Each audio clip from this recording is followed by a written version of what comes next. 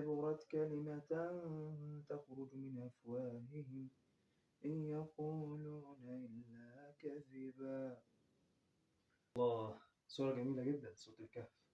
مم. فعلا عندك حق. بس ليه هنقرأ سورة الكهف بالأخص يوم الجمعة؟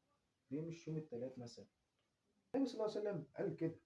بالإضافة كمان وقال عنها إن هي نور ما بين الجمعتين، وفي رواية بتقول إن هو بين الجمعة للجمعة يعني. بس فعلا السورة فيها حكم وفيها دروس، لازم فعلا نقرأ فيها السورة عشان فيها حاجات مهمة فعلا. بالإضافة كمان يا خياط إن هي حاجات مهمة جدا عشان الفتن اللي إحنا فيه من ترندات وسوشيال ميديا وحاجات لازم ناخد بالنا منها.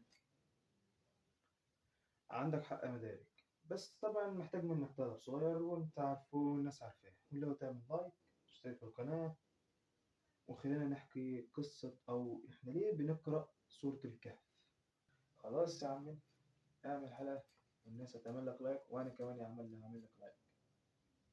يلا بينا. يا نبي سلام عليك، فاض دمع القلب وطال الشوق إليك. السلام عليكم ورحمة الله تعالى وبركاته. أهلا ومرحبا بكم في حلقة جديدة مفيدة بكل ما تحمله من كلمة. زي ما حضرتك شفت كده عنوان الحلقة ليه بنقرأ سورة الكهف. حلقة مهمة جدا، أتمنى إنك تستفيد منها. ما تنساش تعمل لايك واشتراك في القناة لو مش مشترك، يعني لو أنت مش مشترك أنا كده كده هزعل منك يعني. وتفعل زر الجرس ليصلك كل ما هو جديد. ودعنا نستمتع صديقي الغالي، فقم بتناول مشروبك المفضل، وزي ما بيقول المثل افرد ظهرك واشقط بطنك، ويلا بينا نكمل. سؤال مهم جدا بيقول هو احنا ليه بنقرأ سورة الكهف وبالأخص في يوم الجمعة؟ ليه يا سيدنا؟ النبي صلى الله عليه وسلم قال في حديث صحيح: من قرأ سورة الكهف في يوم الجمعة أضاء الله له نورا، أو أضاء الله له من النور ما بين الجمعة إلى الجمعة، أو في رواية أخرى ما بين الجمعتين، في حديث صحيح عن الرسول صلى الله عليه وسلم. بالذات في سورة الكهف، أو ليه سورة الكهف بالذات؟ بص يا سيدنا، خليني أقول لك إن أول نزول لسورة الكهف كانت في مكة. طب ليه يا سيدنا سبب نزولها في مكة؟ كان بسبب حاجة اسمها صدمة الدعوة. أغلب المفسرين اللي من أهمهم أو من أهم المفسرين في الوقت ده كان ابن كثير والطبري قالوا إن بداية ظهور سورة الكهف في العهد المكي، وده طبعا بعد زيادة الظلم والاستعباد من قريش أو لأهل قريش في مكة للرسول صلى الله عليه وسلم وللمسلمين اللي كانوا مسلمين مستضعفين في الوقت ده. فكانت دي عبارة كمنهج للمسلمين وحماية لهم من الفتن اللي بتدور حواليهم في الوقت ده. ولكن يبقى السؤال المهم هنا: لماذا سورة الكهف بالأخص؟ لأن يا سيد الفاضل السورة دي بتجمع أهم 4 فتن في المجتمع حاليا، واللي جمعتهم في سورة واحدة، واللي هي العقل والقلب والنفس والمجتمع. عندك مثلا في قصة أصحاب الكهف، فكانت العقيدة والثبات على الدين في دول فتنة. عندك قصة أصحاب أو صاحب الجنتين، ودي كانت فتنة المال. وعندك قصة موسى والخضر، ودي كانت فتنة العلم. وعندك قصة ذو القرنين، ودي قصة النفوذ والسلطة. وده أول مرة يجتمع فيها ال4 محاور في سورة واحدة بس. واللي مش تعرفها يا سيد الفاضل إن سورة الكهف مرتبطة بالتاريخ المسيحي من قبل أو من منذ قديم الأزل. أسطورة مهمة جدا اسمها The Seven Sleeper of Ephes.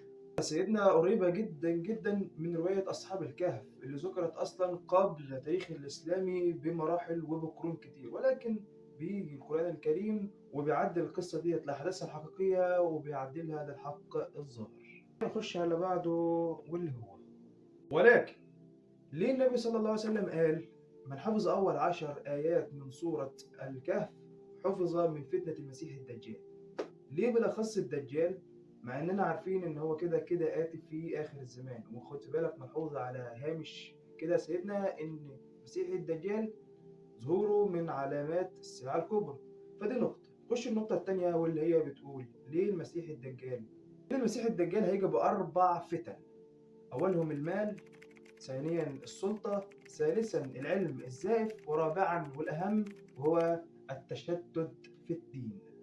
ولكن يا سيد الفاضل أضف لمعلوماتك المهمة برضو اللي بتقول، أو لو سألنا سؤال مهم جدا: ليه ربنا سبحانه وتعالى ما ذكرش مكان الكهف أو مكان مثلا اللي ذكر فيه حادثة الكهف؟ لأن بمنتهى البساطة سيدنا القرآن هنا اتعمد إن هو ما يذكرش المكان الكهف، بالرغم من اتعملت دراسات لروايات مختلفة جدا، بس اللي ظهر معاهم في خلال الروايات ديت إن ذكر في 3 أماكن أو في أغلبهم اللي اجتمع على 3 أماكن: غرناطة في أسبانيا، وفي تركيا، وفي الأردن. دي كلها أماكن مشتبه فيها. بس نرجع للسؤال المحوري برضه، ليه ما ذكرش مكان الكهف؟ لأن سيدنا القرآن تعمد إن هو يذكر لك الثمرة المهمة في القصة، مضمون الرسالة، مش المكان. لأن إحنا الإنسان بطبيعته الفطرية هيركز على إيه؟ هيركز على المكان وقدسته، مش هيركز على الرسالة المستفادة منه. وكذلك الأمر لو سألتك سؤال تاني برضه، مين هو ذو القرنين؟ أو ملك كان اسمه إيه؟ برضه القرآن تعمد لنفس السبب بتاع الكهف إن هو ما يذكرش اسم الشخص ده أو اسم ذو القرنين، علشان ما نتجهش لهيبة ورهبة الشخص ده ونترك الرسالة اللي كان عاوز يوصلها. في بعض الروايات قالت إن هو كان اسكندر الأكبر، ودي رواية ضعيفة جدا. وفي بعض الروايات قالت إن هو ملك يمني، وفي بعضها إن هو ملك فارسي، ولكن مفيش حاجة حقيقية أثبتت ده، عشان نركز على مضمون الرسالة اللي عاوز يوصلها من خلال تلك القصص في تلك الفتن. هنقول لك هنا سيدنا لما ربنا سبحانه وتعالى حب يلمح تلميح بسيط عن الانشغال بالدنيا عن الدين، قال سبحانه وتعالى: ولا تطع من اغفلنا قلبه عن ذكرنا واتبع هواه فتردى. فهنا حب يبين لك ان انشغال الدنيا عن الدين ده من انواع الهوى، ودي ملحوظة مهمة هتفيدك في خلال سلسلتك في سورة الكهف. غير كده يا سيدي الفاضل، الصورة بتديك دروس في أهم الدروس من الصداقة والصحبة الصالحة، بالإضافة للغرور في الطبقات والتكبر. بص يا سيدنا، خليني أوضح لك بعض المعلومات العلمية اللي تكاد تكون علمية بحتة. أولا كده يا سيدنا، ربنا سبحانه وتعالى قال: ولبثوا في كهفهم 300 سنين وازدادوا 9. يعني بالمعنى الفصيح إن أهل الكهف لبثوا في الكهف لمدة 309 سنة. طب هل في عقل بشري ممكن يتوضح للنتيجة ديت؟ حاجة في الطب اسمها الهيبو تايمز، وديت طريقة أثبت بيها العلماء أو الأطباء إن ممكن الجسم يقدر إن هو يكون في نشاط منخفض، وده بيساعد نمو الجسم أو دوران الجسم بس بشكل بطيء جدا. وده طبعا غير الشمس. خليني أقول لك يا سيدنا إن القرآن الكريم وصف دقة الشمس بحركة هندسية بحتة. قوله تعالى: تزاور عن كهفهم ذات اليمين وذات الشمال. وهنا حب القرآن يوضح لك ازاي الشمس قدرت تتحرك من هنا، يعني هما كانوا نايمين في اليمين فكانت إشعة الشمس في الشمال، والعكس صحيح. وده برضو أكد لك هندسية الموقف، وده بيخلي الكهف دائم التهوية وحرارته منضبطة جدا جدا، وسعادة الجسم أو أجسادهم إن هي ما تتحللش إطلاقا بمرور الوقت والزمن. فالسيد الفاضل إن الصورة بتعلمك أساليب مختلفة فلسفية وتربوية. أضف لمعلوماتك برضه سيدنا إن الصورة ديت بتقيس حاجات في مختلف الأعمار، بل مختلف الاتجاهات الفئة العمرية في المجتمع، من شباب وعلماء وأغنياء وملوك.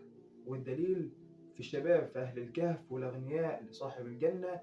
والدليل الثاني والثالث لما ذكر الملوك في ذي القرنين، والعلماء في موسى والخضر. بالإضافة سيدنا كده إلى كام حاجة مهمة كده عن الصورة، يعني تقدر تقول هي ملحق عن الصورة كده.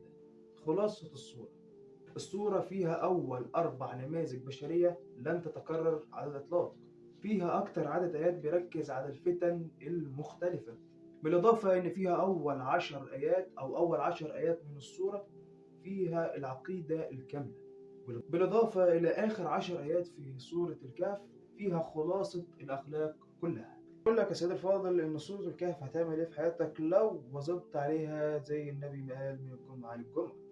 هتمنحك بصيرة تساعدك تشوف في الحق وتظهر الحق في وسط الضوضاء والفوضى العارمة، وتبين لك الباطل ولو كان كثير. هتمنحك سكينة نفسية مطلقة، هتمنعك من الغرور وتخليك تحفظ نفسك من التكبر والكبرياء.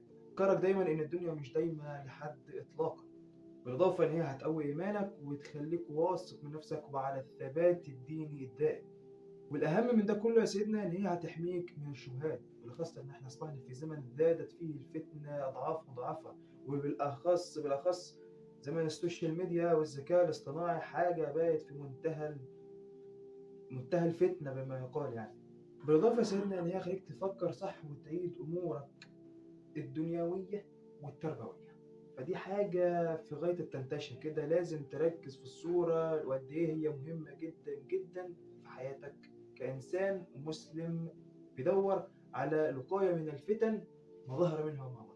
هو النور اللي هحصل عليه من خلال قراءتي لسورة الكهف، وإيه الاستفادة اللي ممكن أحصل عليها من خلال قراءتي للسورة دي؟ بص يا سيدنا، خليك فاكر إن النور ده هيحميك من حاجات كتير، هيحمي قلبك من الفتن، هيحمي عقلك من التشوهات الفكرية والقهرية اللي بتحصل في المجتمع من حولك. وإن النور ده نور بصيرة وبصر، نور مهم للفهم، نور هيرافقك طول فترة قراءتك للسورة. وزي ما قال الرسول صلى الله عليه وسلم: من الجمعة إلى الجمعة، فحافظ عليها، لأنك أنت بس مش بتقرأها كوقاية، أنت بتقرأها كحماية فكرية وعقلية من اللي بيحصل لك في المجتمع ومن آثار مختلفة في المجتمع.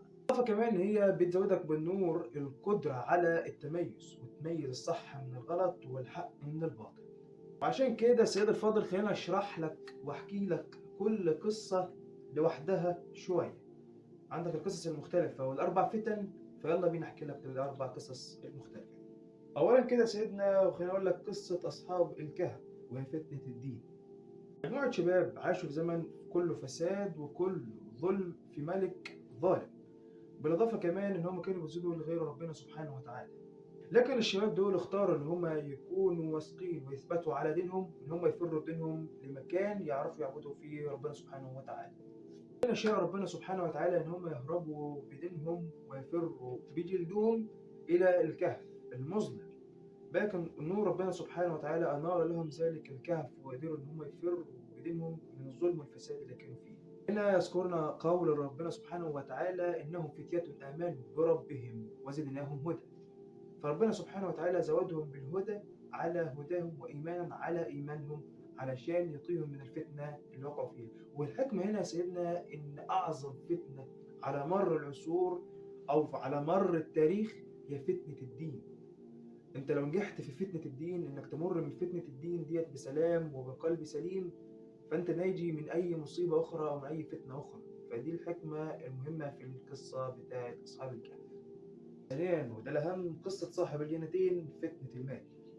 رجل غني عنده بساتين خضراء كتير وأنهار ماشية كتير، بالإضافة لنعم وخيرات كتيرة جدا، وده كله نساه مين هو المنعم ومين هو مسبب الأسباب في رزقه ده، وخلاه يقول لصاحبه: أنا أكثر منك مالا وأعز نفرا. كانت النتيجة إن ربنا سبحانه وتعالى أخذ منه كل النعم ديت في لحظة واحدة، فحوله من كان شخص يقول أنا وأنا لشخص بيقول يا ليتني لم أشرك بربي أحد. الحكمة هنا سيدنا إنك تعرف إن المال مش غلط، ولكن تعرف مين هو رازق هذا المال ومين مسبب ذلك المال، وإزاي تستخدمه في إظهار الحق، ما تستخدموش في حاجة غلط إطلاقا. وخليك فاكر دايما المقولة دي: إن من اعتمد على ماله ذل. اوعى تفتكر انك بمالك وسلطتك ممكن توصل للي انت عايزه، لكن اطلاقا. فمن اعتمد على ماله ذل. ثالثا، واللي في غاية الأهمية، وهي قصة موسى والخضر وهي فتنة العلم. سيدنا موسى كان أعلم أهل زمانه وكان نبي، لكن ربنا سبحانه وتعالى حب يوضح له رسالة مهمة جدا ويعلمه درس مهم جدا جدا، ويعرفه إن فوق كل ذي علم عليم. فهيروح سيدنا موسى للخضر عشان يتعلم منه. ولكن سيدنا لما بيقابل الخضر هتحصل شوية تصرفات من منظوره هو إنها غلط، زي مثلا يخرب السفينة، زي مثلا برضو بنى الحائط لناس فقراء، زي مثلا لما قتل الغلام. فدي كلها تصرفات سيدنا موسى شايف إن هي غلط، فغلط إزاي؟ ولكن الحكمة هنا إن ده علم ربنا سبحانه وتعالى، وإن في حاجة اسمها علم القدر لا يعلمه إلا الله، وقد يعلمه لمن يشاء من عباده. الحكمة هنا سيدنا خليك مدرك دايما إن أكبر فتنة حتى بنشوفها النهاردة وهي العلم. هنا دلوقتي اللي عاد عنده معلومتين عارفهم بفكر نفسه عالم، اللي حافظ ليه آيتين بفكر نفسه شيخ، وبقت كلها دايسة في كله. تيجي تسأله في حاجة معينة تلاقي علمه محدود، مش بيحب إن هو أصلا يعني حتى يزود من معلوماته أو هو يستفيد من غيره، لأنه شايف إن غيره ده مش أعلم منه، بل هو اللي أعلم من الشخص ده. فدي ملحوظة لازم تأكد نفسك عليها وتستعيذ من الشيطان إنك تكون مدرك بالعلوم وأنت ما تدركش حاجة أصلا. وتذكر دايما أن فوق كل ذي علم عليم. وده الأهم، قصة ذو القرنين أو يأجوج ومأجوج، بس ده مش قصتنا، بل هي فتنة السلطة. ملك عظيم قوي فاتح بلاد من شرق لغرب الكوكب كله، كان فيه سلطة ونفوذ قوية، ولكن كان عنده ميزة مميزة جدا، وهو تواضعه لله سبحانه وتعالى. كان دايما أي انتصار بيسببه أو بيحصل مع أي انتصار كان بينسب الانتصار ده لربنا سبحانه وتعالى، ويقول وما النصر إلا من عند الله. ما كانش بيفتخر يقول أنا أقوى ملوك الأرض أو أنا وأنا وأنا، دي كلها أسباب ما كانتش فيه، ولكن اللي كان في ذو القرنين التواضع التام لله سبحانه وتعالى. الحكمة هنا يا سيدنا إن القوة مش غلط، ولكن الغلط إنك تستخدم القوة في استغلال نفوذك، تستخدم القوة بطريقة خاطئة، تستخدم القوة في تكبرك وعلوك على الناس وعلى المستضعفين. هنا يخليك تتكبر وتستولي على الناس من ضعفهم، بالإضافة لكده إنك تظلم الناس دي. فدي كلها حكم كانت على سواء من ذي القرنين المتواضع ومتعاطف مع المستضعفين. دي كلها حكم حاول تنسبها لنفسك شويتين ثلاثة، إن ذو القرنين قصة مهمة جدا في غاية الأهمية. لو عاوز نتكلم عنها اكتب لي رأيك في الكومنتات عشان نحكي عنها بكل التفاصيل المفصلة، لأن قصة ذو القرنين قصة فيها إلهام لكل شخص عاوز يبقى ناجح في حياته، عايز يبقى في قمة النجاح والتطور في حياته. في النهاية حابب أقول لك إن سورة الكهف نقدر نقول عليها إن هي مضاد حيوي للروح، غذاء للروح، بتفتنك من أعظم الفتن اللي مرت على التاريخ البشري كله. سورة الكهف رحلة هتلاقي فيها نور وهدى وكفاح، بالإضافة كمان إلى تصحيح مفاهيم خاطئة في الحياة وفي مدار يومك بالكامل. على عكس الواقع هتلاقي فيها أعظم وأنواع الفتن، وإزاي تقي هذه الفتن من الفتن ذات نفسها، إزاي تخلق من وسط المشكلة حل. نصيحتي ليك سيد الفاضل، اقرأها وعيش معاها أسعد اللحظات، وتمعن في كل معنى من معانيها، لكل معنى فيها ليه حكاية وليه إجابة مختصرة فيه. بس كده، ما تنساش تقول رأيك في الكومنتات، وما تنساش لايكك الجميل وكومنتك الرائع، ودمتم سالمين.